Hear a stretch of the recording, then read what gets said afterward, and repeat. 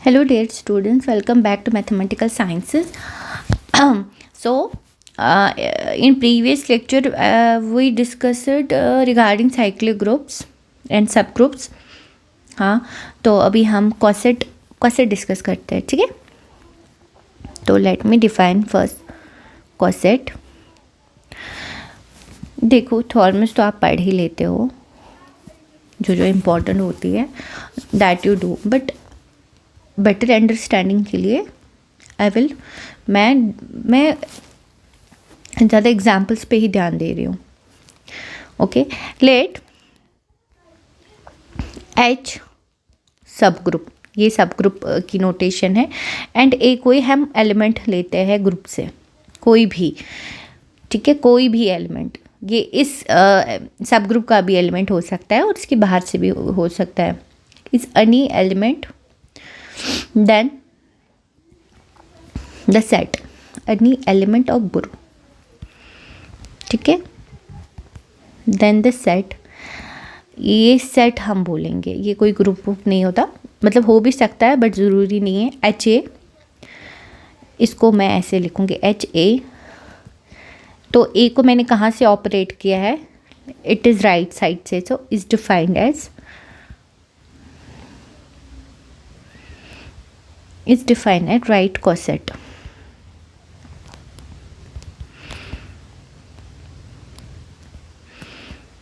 of H by A in G. ये ज़रूरी है, ठीक है. और सिमिलरली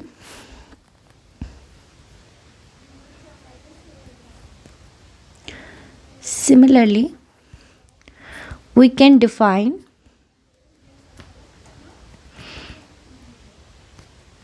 मैंने राइट किया लेफ्ट कॉसेट, ठीक है. एग्जाम्पल,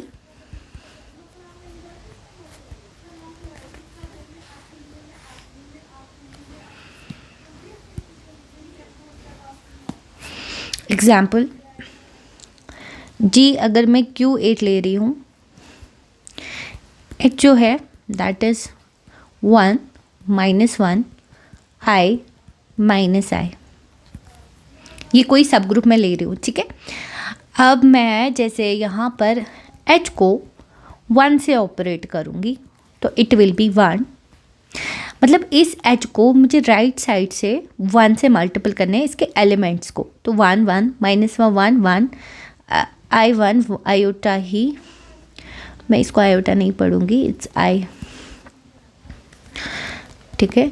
H2, सॉरी 2 नहीं है, -1. अगर आप देखेंगे ना तो ये ऐसे आएगा 1 माइनस आयोटा, ये और ये सेम है, राइट, ठीक है. अगेन मैं H आयोटा से करती हूँ तो it will be iota minus iota, it will be -1 and it will be 1, ये भी सेम है. एंड H माइनस आयोटा से करूँगी तो it will be minus iota and it will be 1 -1, ये भी सेम है. अगर आप देख रहे हैं तो दीज आर सेम. तो अभी मैं आपको एक प्रॉपर्टी बोलूँगी कि जब भी H हम लेते हैं सब ग्रुप, तो जब भी मैं इसका कॉसेट डिफाइन करूँगी ना इसी के एलिमेंट से, तो वो यही सब ग्रुप ही देगा, ठीक है. तभी मैंने बोला कि ज़रूरी नहीं ये सब ग्रुप हो, बट हो भी सकता है. कब होगा, जब मैं इसी के मतलब इसी सब ग्रुप के एलिमेंट से ऑपरेट करूँगी, तब ये ऑब्वियसली क्लोजर प्रॉपर्टी होल्ड होती है. तो मुझे नहीं लगता you should get confused here how it is happening. अब मैं एक एलिमेंट लेती हूँ J और इसको ऑपरेट करके देखती हूँ. अब मैं देखती हूँ क्या होता है. तो यहाँ पर पहला तो J ही आएगा, फिर -J आएगा. मैंने आपको बोला था ऐसे साइकिल याद रखना. तो ये मैं ऐसे ऑपरेट कर रही हूँ इससे, तो I और J यहाँ K आएगा और यहाँ पर -K आएगा, ठीक है. और H -J वो भी सेम ही आएगा, ठीक है. मुझे नहीं लगता you should be confused you should be confused. तो ऐसे ही करके आप के अगर लेंगे तो let me define here H के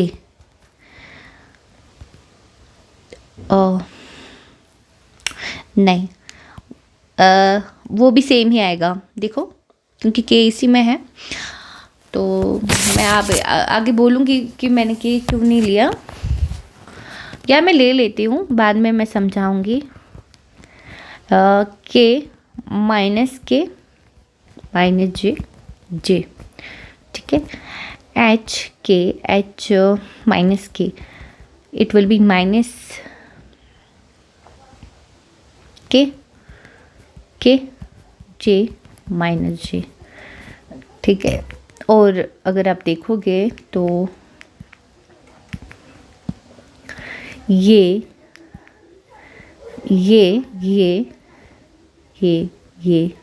सेम है।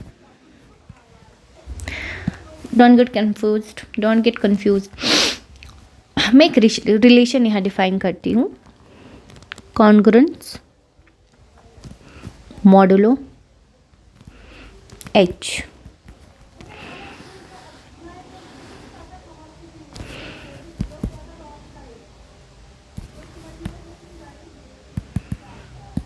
ठीक है, मैं कोई लेट एच बी सब ग्रुप, ठीक है, देन डिफाइन कोई रिलेशन मैं जी पे डिफाइन कर रही हूँ एज ए और आर तब रिलेटेड है if and only if A B inverse belonging to H. ठीक है, आप चेक कीजिएगा, यू शुड, ये आप देखना, this is an equivalence relation.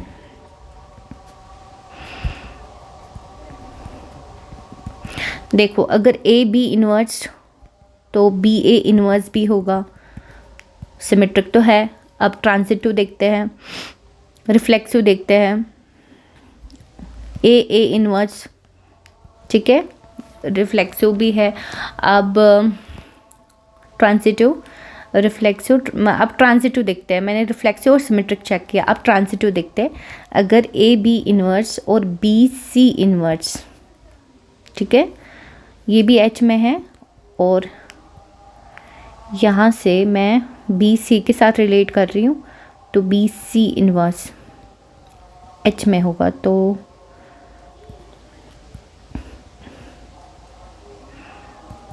क्योंकि एच जो है दैट इज़ अ सब ग्रुप, तो इनका क्लोजर भी होगा, तो यहाँ से हमें ए सी इनवर्स भी एच में मिलेगा। तो या it is an equivalence relation. ये आप, अगर आप थरली मेरे लेक्चर्स फॉलो कर रहे हैं तो ये कुछ नहीं है, ठीक है। अब next, for a belonging to G. अब मुझे पता है जब ये इक्विवेलेंस है तो ये ग्रुप को डिवाइड करेगा इनटू क्लासेस, और इसकी क्लास कैसी है, एक्स बिलोंगिंग टू जी, ये वो सारे जो एक्स ए के साथ रिलेटेड होंगे, क्लास ऑफ ए जो x belonging to G such that x a inverse belonging to H, ठीक है, class of a equal to x belonging to G such that x a inverse किसी h के बराबर होगा for some h जो element होगा class of a. अगर मैं देखूंगी x belonging to G such that x is equal to ए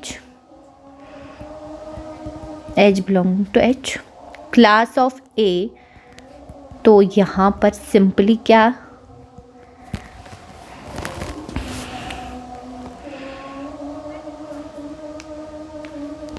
मैं यहाँ से ऐसे मैं मल्टीपल कर रही हूँ ना, ठीक है। तो यहाँ पर क्लास ऑफ ए में क्या ले रही हूँ, क्लास ऑफ ए में यहाँ पर ले रही हूँ एच ए, और यहाँ पर एच ए क्या है, ठीक है।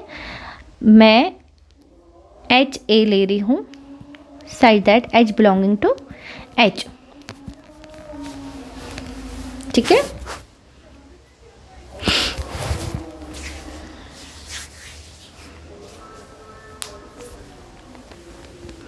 तो ये एच ए नहीं है, फिर ये तो हमारी कोसेट की डेफिनेशन है। This is the definition of our right coset, right. तो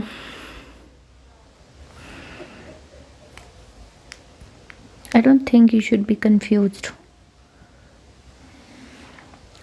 और फिर हमें पता है क्लासेस या तो सेम होती है या कम्प्लीटली डिसजॉइंट होती है।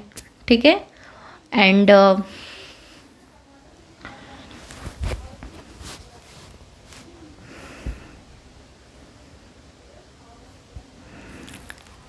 एक और नोट,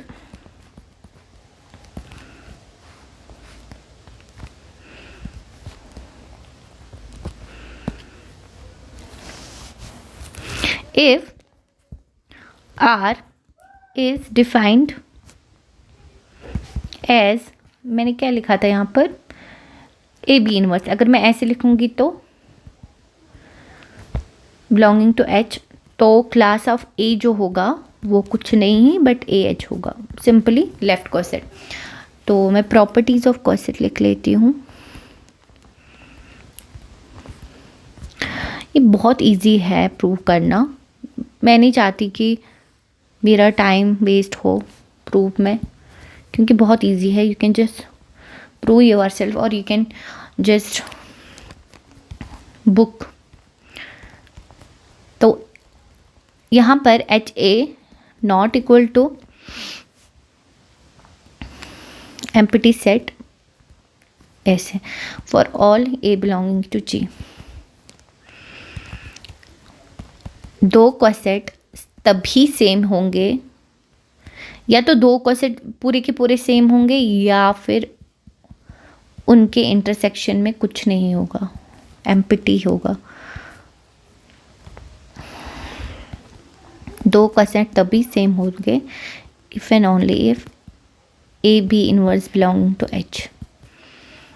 ठीक है, और H A is equal to H तभी होगा if and only if A belonging to H. A H A तभी सब ग्रुप होगा if and only if A H का ही एलिमेंट हो। और जब मैं ये क्लासेस डिसजॉइंट क्लासेस लूँगी और उनका यूनियन लूँगी, वो कुछ नहीं मेरा ग्रुप ही देंगे उनका union.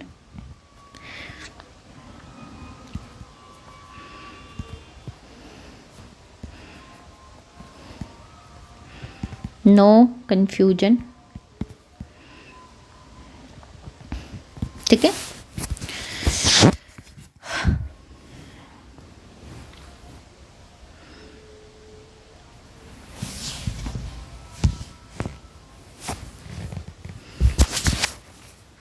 Note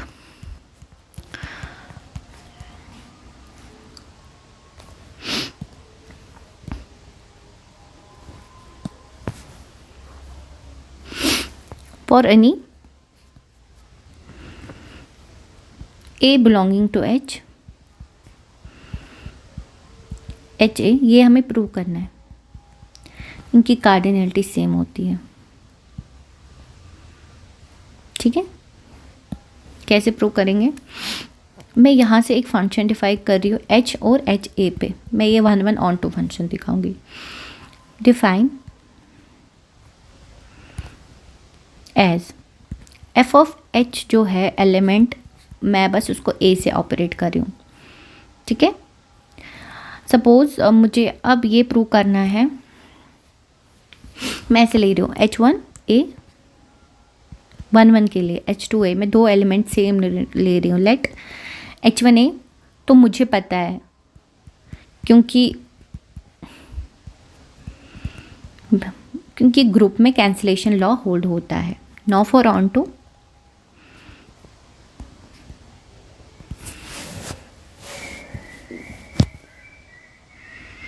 we know for every HA there exists H belonging to H. Simple, ठीक है।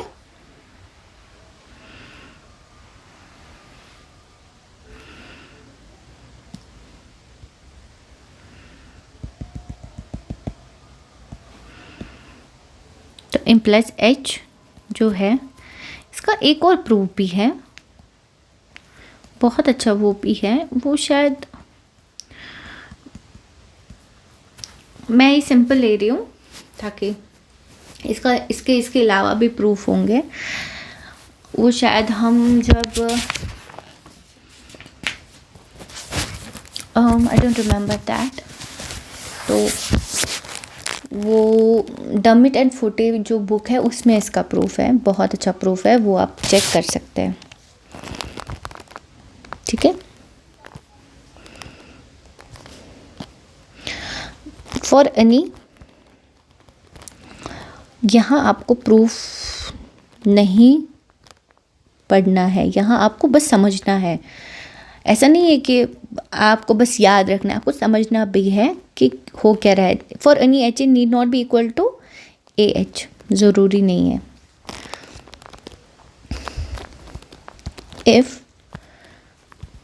if g is a billion, if g is a billion, then obviously right coset and left coset same ही होंगे, ठीक है। Now example,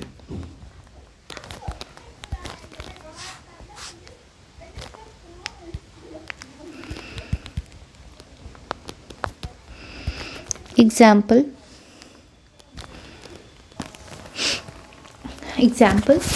देखो example कितनी अच्छी मैं ले रही हूँ, प्लीज़ समझ जाना।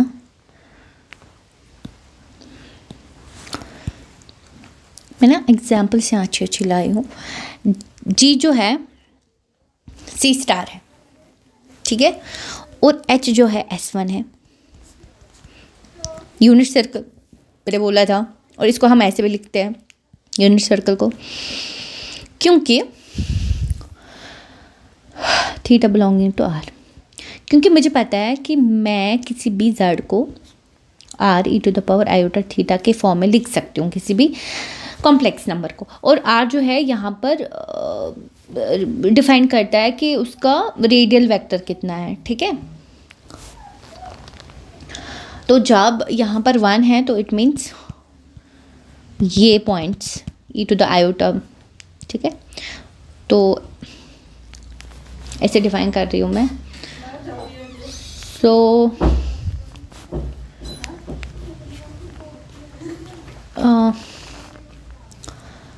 तो जब मैं अब इसके कॉसेट डिफाइन करती हूँ, कैन यू गेस इसके कॉसेट्स कैसे होंगे? नथिंग बट दिस, ऐसे ऐसे, ये एक यूनिट सर्कल में ले लेती हूँ। Let me take a unit circle, this is the unit circle, wait, this is the unit circle, ठीक है, this is the unit circle, right. तो मैं क्या कर रही हूँ मैं हर एक z को ऐसे लिख सकती हूँ, R E to the power iota theta, right. तो वालेकुम। So this is the circle. तो मैं आपको ऐसे समझाती हूँ, जैसे फॉर एग्जांपल कोई भी z लेती हूँ मैं, z belonging to C star, suppose it is not, ये z is not equal to E to the power iota theta, ठीक है। तो मैं जब ये जेड एच लेती हूँ तो, लेकिन मैं तो इसको लिख सकती हूँ ऐसे, R E to the power iota theta. ये जो आर होता है ये पॉजिटिव होता है for some R belonging to R plus, ठीक है ना, है ना। तो मैं जब इसके एलिमेंट, ये जो मैं e to the power iota theta, तो इसको e to the power iota theta 1 theta 2, इसको मैं ऐसे लिख सकती हूँ θ1 + θ2, तो बाहर तो r ही बचेगा ना। एंड r क्या वेरी हो रहा है, r जो है r+, ठीक है। तो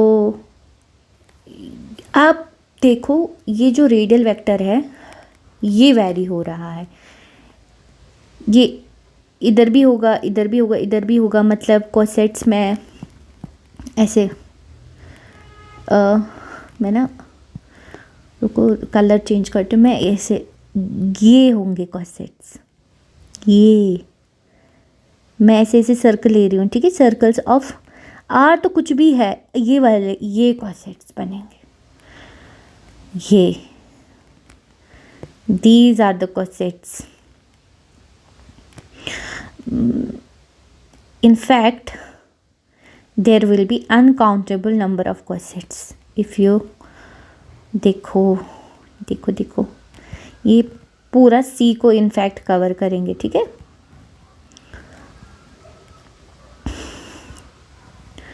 सो ऑन, ठीक है। ये सर्कल्स है, याद रखना, ठीक है। ये मैंने दिखाया आपको कैसे बनेगा।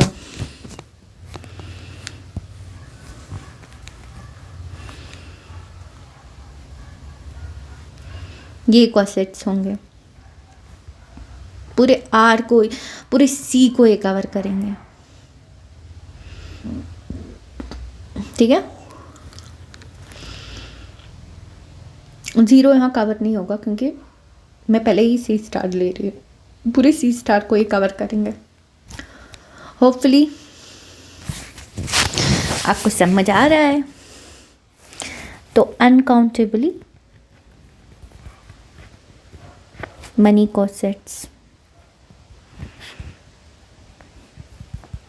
ठीक है। एक और एग्जाम्पल ले लेती हूँ। एग्जाम्पल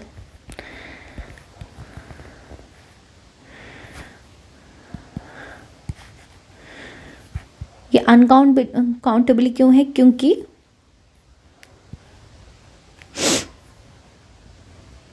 क्यों मैंने बोला ना वो आर से होगा, r+ से होगा रेडियस, तो ये हर तो r+ तो अनकाउंटेबल है ना, तभी तो मुझे नहीं लगता यहाँ कोई कन्फ्यूजन होना चाहिए। नेक्स्ट एग्जाम्पल, g को मैं ले रही हूँ r स्टार, ठीक है, r स्टार से मल्टीप्लिकेशन, मैं सब ग्रुप ले रही हूँ 1 और -1, ये एक सब ग्रुप है r स्टार का। अब कॉसेट्स कैसे बनेंगे, AH,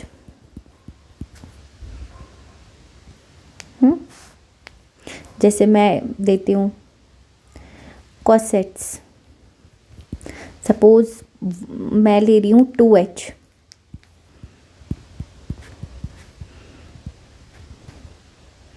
to minus 2, 3H, 3 - 3, so on. और अगर मैं R स्टार से कोई भी एलिमेंट ले सकती हूँ, तो यहाँ पर भी अनकाउंटेबली मनी कॉसेट्स, देखा कितनी अच्छी एग्जाम्पल्स है, ठीक है। Now I will define index.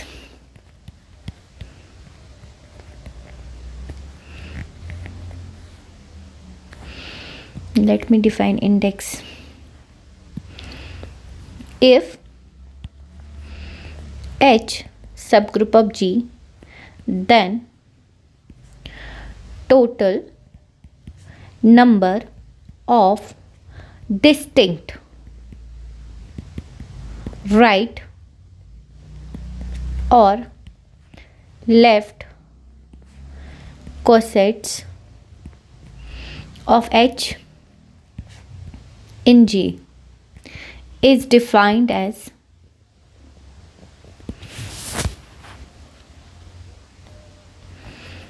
index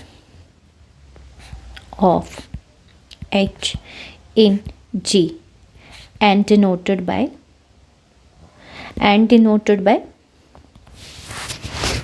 ऐसे D is to H, ये है इसकी नोटेशन, ठीक है। एग्जाम्पल,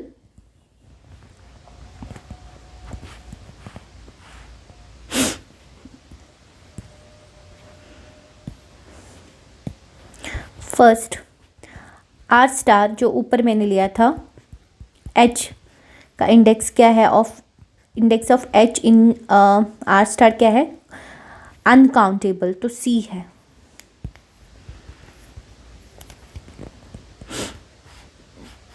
ऐसे ही सी स्टार S1 का क्या है, सी है।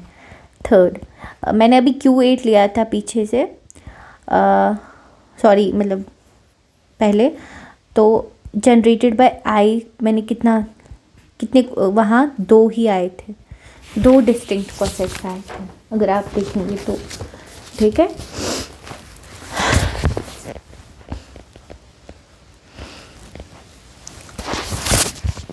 अब कुछ बहुत ज़्यादा इम्पोर्टेंट है, बहुत ही ज़्यादा इम्पोर्टेंट, इससे ज़्यादा इम्पोर्टेंट कुछ नहीं।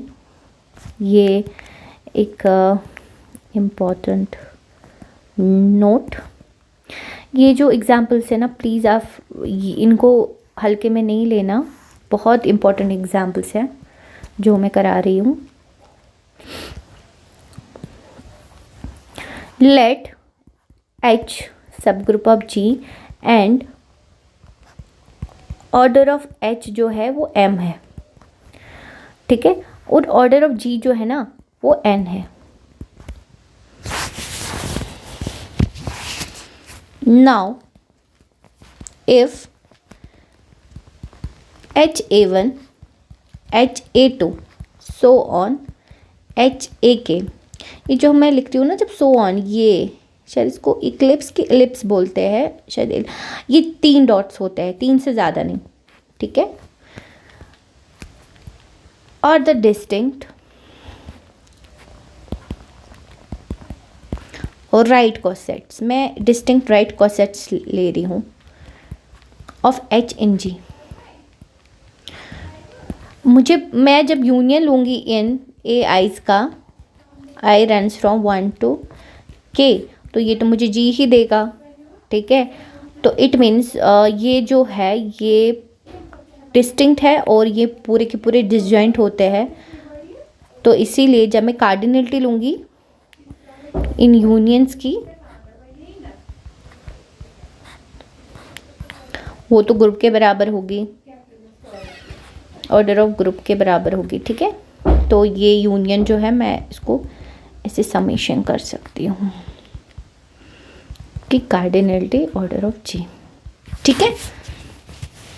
और मुझे पता है कि it means order of H जो है मैं वो K टाइम्स अपने आप के साथ ऐड कर रही हूँ, क्योंकि मैंने पीछे से दिखाया था कि जितने H में एलिमेंट्स होते हैं उतने ही उसके कॉसेट में भी एलिमेंट होते हैं, ठीक है। तो डोंट गेट कंफ्यूज्ड। तो यहाँ पर H का क्या मैंने ऑर्डर लिया था, M, ओके, एंड ये K टाइम से, तो KM is equal to order of G। Can you imply something from this? The first milestone of group theory is here, very important. M divides order of G which is N, ठीक है, M divides N। The first milestone of group theory that, जिसको हम Lagrange theorem भी बोलते हैं, ठीक है। तो व्हाट इज़ लैग्रांज थ्योरम? अब यहाँ पर मुझे प्रूव करने की ज़रूरत नहीं है लैग्रांज थ्योरम, मैं बस स्टेटमेंट लिख लेती हूँ, ठीक है। इसको लिख लेना, first milestone of group theory, बहुत ही इम्पोर्टेंट। तब से सोच रहे होंगे ये क्यों नहीं पढ़ा रही है Lagrange, here it is.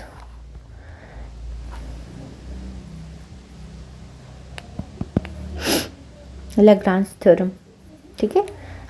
Lagrange theorem क्या स्टेट करती है? It states that order of subgroup divides order of group, ठीक है।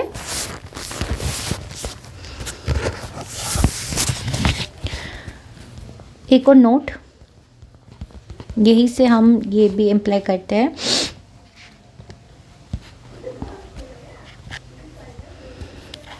If G is finite then G over H order of G order of H again, ठीक है। तो यहाँ से एक और नोट मैं मेंशन करती हूँ, अगर G if G is finite for any subgroup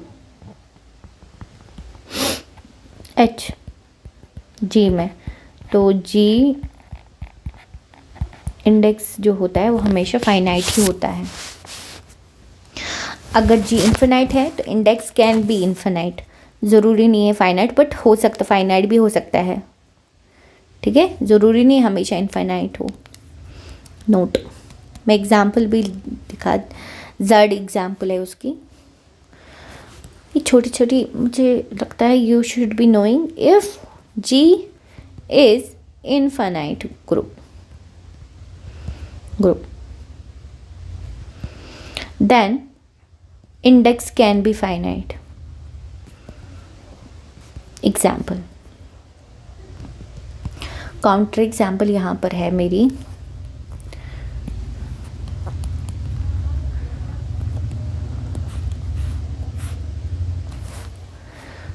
Z, मैं जो G ले रही हूँ वो मैं Z ले रही हूँ, और ये मैं सपोज 4Z ले रही हूँ, ठीक है।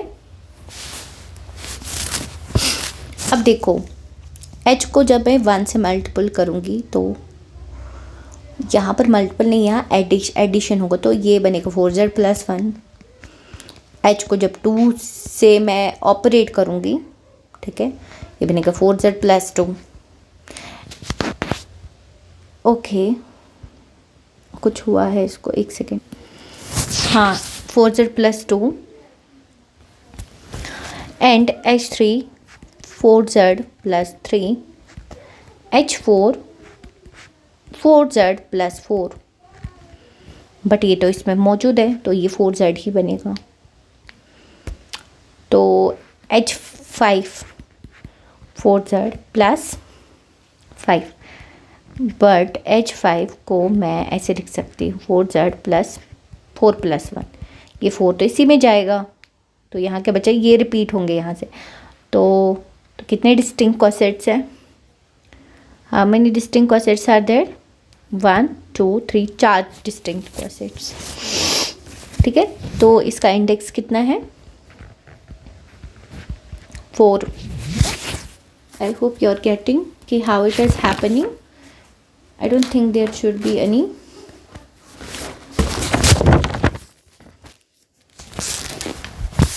ठीक है। एक और इम्पॉर्टेंट एग्जाम्पल है, लिख लेती हूँ मैं,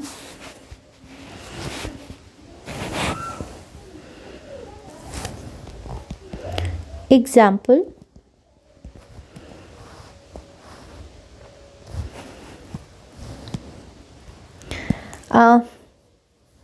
G अगर R* है और H में लेती हूँ R+, can you guess how many cosets will be there.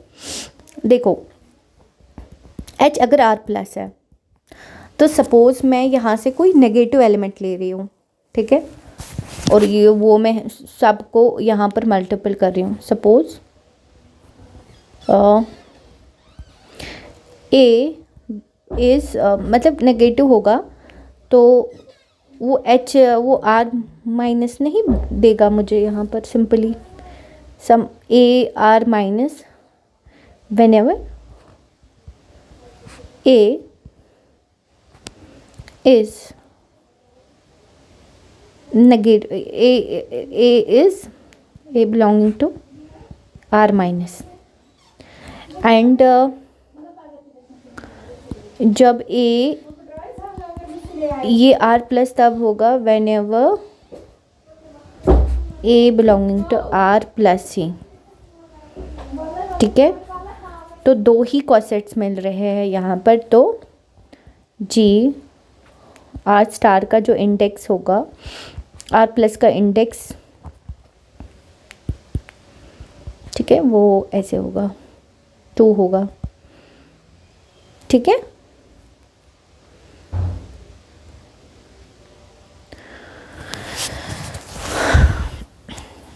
So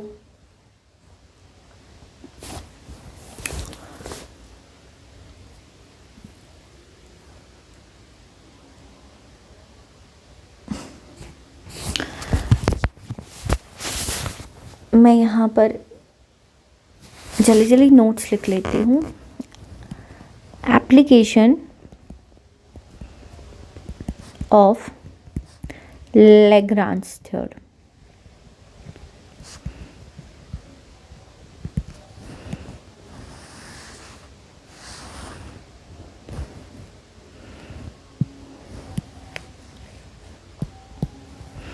If G is finite, अगर G finite है, then order of, ये तो मैंने लिखवा ही लिया था पहले ही, सो कन्वर्ट्स में लिख लेती हूँ।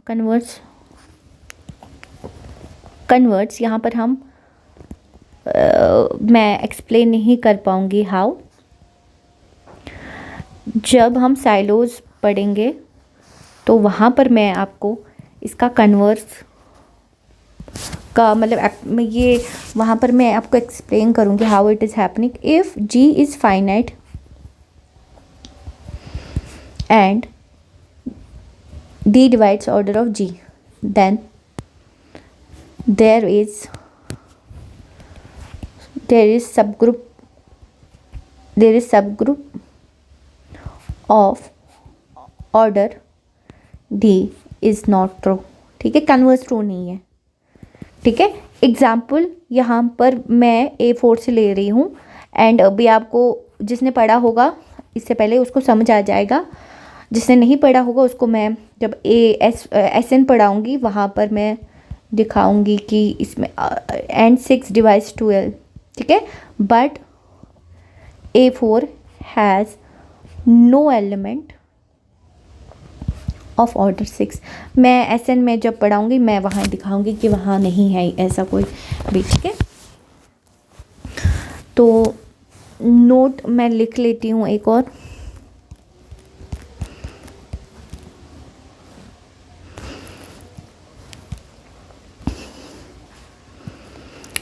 Converse of Lagrange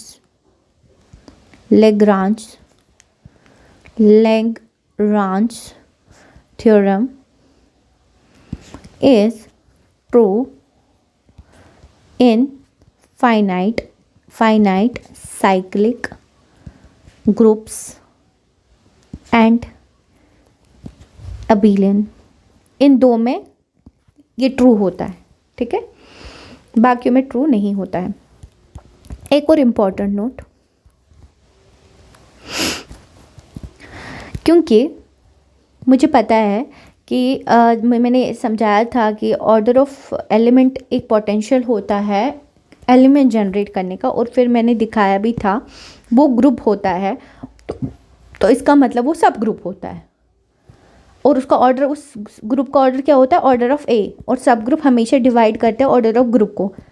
तो इसका क्या इम्प्लाई है होगा, order of element divides the order of group.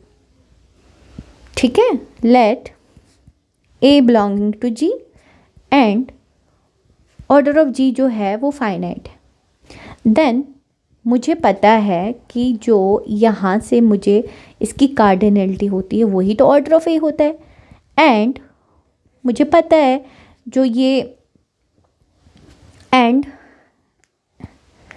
जो ये जनरेट होता है ये तो सब ग्रुप होता है जी का, यहाँ एंड देन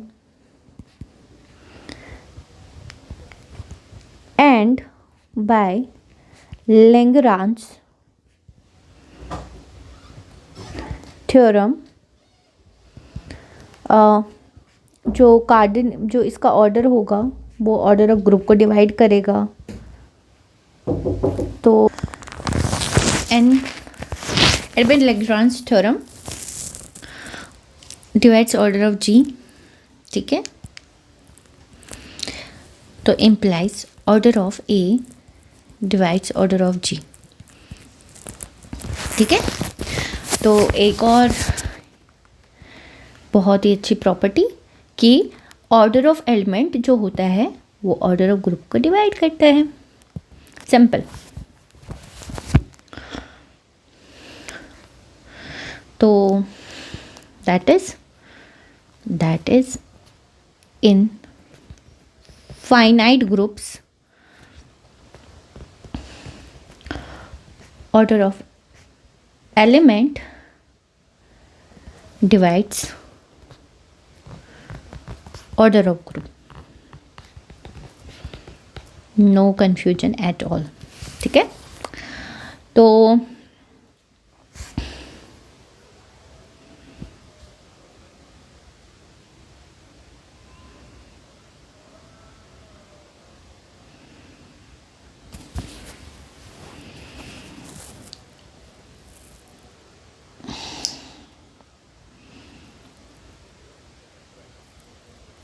एक और चीज़ यहाँ लिख लेती हूँ।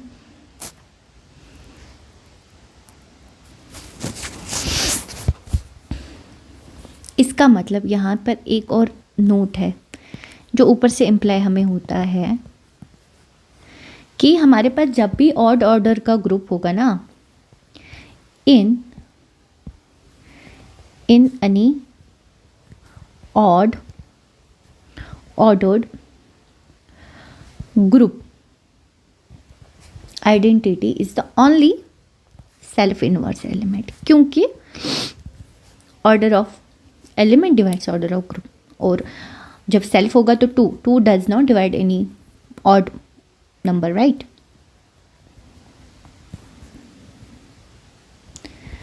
तो मुझे नहीं लगता कि प्रूफ तो ऊपर से ही सारे हैं।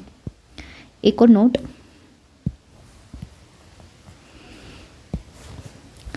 लेट ऑर्डर ऑफ जी जो है वो मैं प्राइम ले रही हूँ पी, एंड ए अगर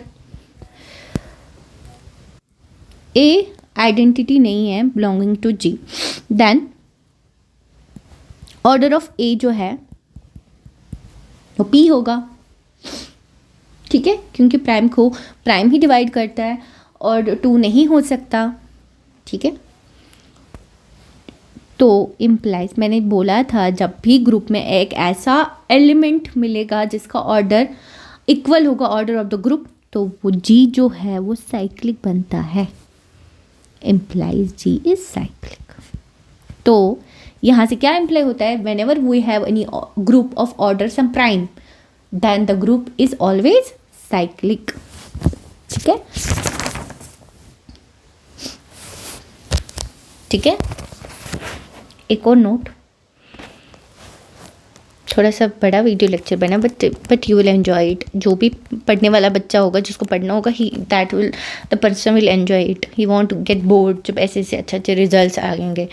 late a belongs to G, order of G जो है दैट इज फाइनाइट, तो ए ऑर्डर ऑफ जी जो है वो तो आइडेंटिटी होगा ही होगा, ठीक है, ये तो ट्रू है,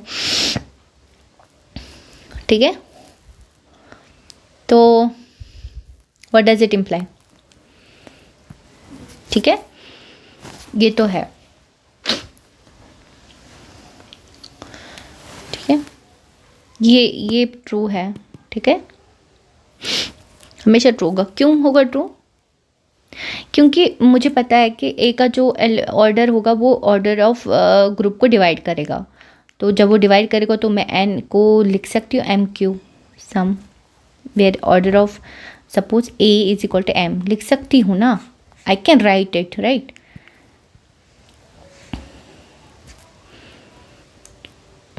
ठीक है, तो मैं कुछ भी फिर मल्टीपल करूँ तो वो आइडेंटिटी तो बनेगा ही बनेगा। तो यहाँ कुछ कन्फ्यूजन नहीं होने का। अब मैं इसका, अब ये जो इम्प्लाई करेगा वो ये है, यहाँ पर मैं इसका जो ये इम्प्लीकेशन जो इसकी है वो इम्पोर्टेंट है। इफ़ जो मैंने यू एन डिफाइन किया है पीछे से, मतलब प्रीवियस लेक्चर्स में, फॉर एनी एन वी सी, अगर ए जो है तो वो यू एन में है, तो देन ए और एन का जो जी सी डी है दैट इज़ 1, ये हमने, ये इसकी डेफिनेशन है। एंड बाय अबो नोट, ठीक है। इसका मतलब जो ए, इसका ऑर्डर क्या होता है यू एन का, फी ऑफ एन, मैंने ये लिखवाया भी था, ये 1 होगा, ठीक है।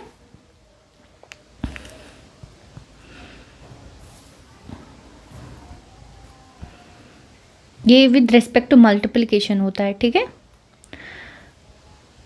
मॉडुलो एन, ठीक है। ए को जब मैं अपने आप के साथ फी ऑफ एन के टाइम्स मल्टीपल करूंगी तो वो ये देगा, and this is nothing but this is Euler's theorem, जो हम नंबर थ्योरी में पढ़ते हैं, ठीक है। ये है वो ए, कोई भी एलिमेंट होगा जो एन के साथ जिसका जीसीडी 1 होगा और इससे छोटा होगा ऑब्वियसली, तो उसको जब पावर करेंगे फी ऑफ एन, तो वो कॉन्करेंट, ये इक्वल नहीं है, ये कॉन्करेंट है 1 mod n। मुझे लगता है इतना आज के लिए काफ़ी है। टुमारो मैं थोड़ा कि मतलब ग्रुप ऑफ ऑर्डर 4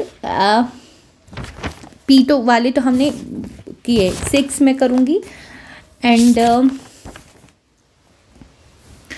वहाँ से कंटिन्यू करूँगी, और पी क्यू ग्रुप मुझे लगता है कल मैं एसएन कर ही लूँगी। SN will be done tomorrow in next lecture, not tomorrow, in next lecture. ये कभी कभी मैं 2 भी अपलोड कर सकती हूँ। इन next lecture I will be doing एक दो चीज़ें हैं, और एसएन में कोशिश करूँगी नेक्स्ट लेक्चर में करने की। बहुत अच्छा टॉपिक है, बड़ा टॉपिक है। मैं एसएन करूँगी, फिर उसकी क्लास इक्वेशन रह जाएगी। मैंने क्लास इक्वेशन का 2 वीडियो लेक्चर्स अपलोड किए थे, मुझे देखना पड़ेगा कि मुझे कुछ उसमें ऐड करना है। अगर ऐड करना पड़ा तो मैं नया लेक्चर बनाऊंगी, अगर मुझे लगा नहीं दैट इज़ सफिशिएंट तो मैं फिर क्लास इक्वेशन को उधर ही रहने दूंगी, ठीक है। तो फिर क्लास इक्वेशन के बाद हम डायहेड्रल पढ़ेंगे, और उसकी क्लास इक्वेशन जो भी है, उसके बाद क्या है, उसके बाद बहुत ही कम चीज़ें बची है। उसके बाद शायद होमोमॉर्फिज्म बचा है, होमोमॉर्फिज्म एंड साइलोज। बहुत, मुझे नहीं लगता इसमें ज़्यादा लेक्चर्स लगेंगे, क्योंकि मैं जल्दी आई थिंक कर रही हूँ, ठीक है, क्योंकि मैं ज़्यादा एग्जाम्पल्स अभी नहीं करा रही हूँ। मैं जो ही ये लेक्चर सीरीज़ ख़त्म होगी, आई विल ट्राई टू कि मैं आपको थोड़े से एग्जाम्पल्स कराऊँ एंड में, ठीक है। तो see you next time. Keep supporting this channel, कि इसको ग्रो करने में हेल्प करो मेरी। एंड अगर खुद सब्सक्राइब किया है तो आगे शेयर भी करो। And thank you.